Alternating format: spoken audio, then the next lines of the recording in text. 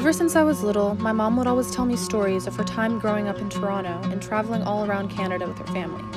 My dad has told me countless stories of the years he spent as a young man in Paris. These stories have always amazed me.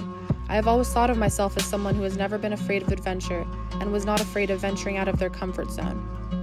Continuously, since I was very young, my parents have told me these stories and how a large part of their identity was their love for travel, adventure, and the unknown. Because of this, I've always believed that I was the same. As I listened to all the various stories they told me, I grew to become more eager every single day to go on my own adventures and explore the world myself just like they did.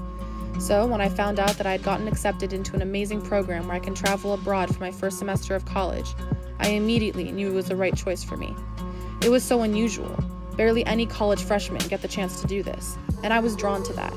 I ended up confidently choosing Montreal as my location of choice, as it blurred together the lines between both my mom's childhood in Canada and my dad's experience in Paris.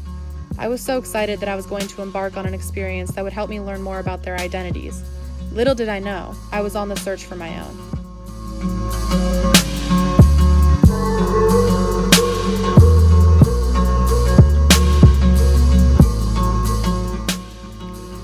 Growing up in Los Angeles, an extremely diverse city, most people believe that I had already had an amazing experience with the diversity of people, food, and music that Los Angeles is known for. I thought so as well. When I arrived in Montreal, I realized I was wrong. I was not expecting the shock that consumed me in my first few weeks living on my own in a strange city that was completely foreign to me. As I began this experience, I soon noticed that my high school experience, even though it was located in a diverse city, was not diverse in itself, as I wasn't exposed to many cultures, religions, languages, and perspectives. As I began to think about this, I started to become confused about my identity, as I had always labeled myself as someone who was not afraid of the unknown, just like my parents.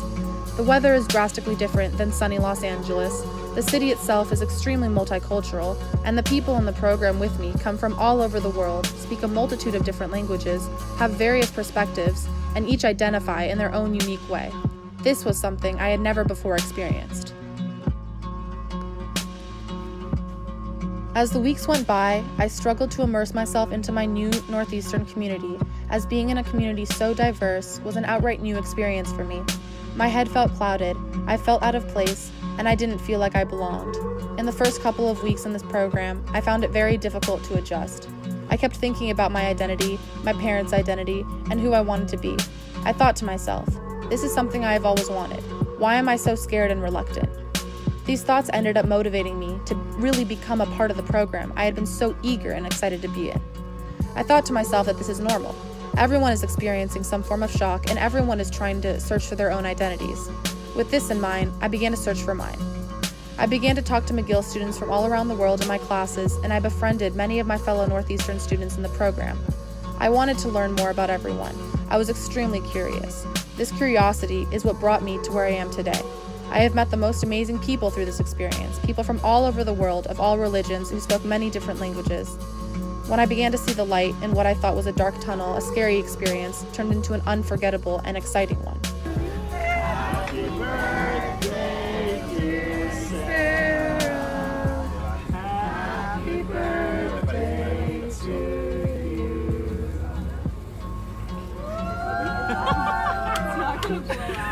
I have learned about many different religions. I have learned parts of many different languages that make up the community here, and I have become privy to many unique perspectives about the world that have molded my mind in the most amazing way.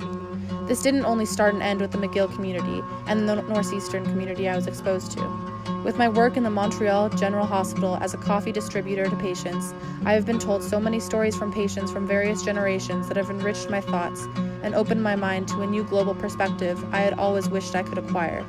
This program has been an unforgettable experience, and an experience that has strongly helped me shape my own identity, find my people, and even relate more to my parents.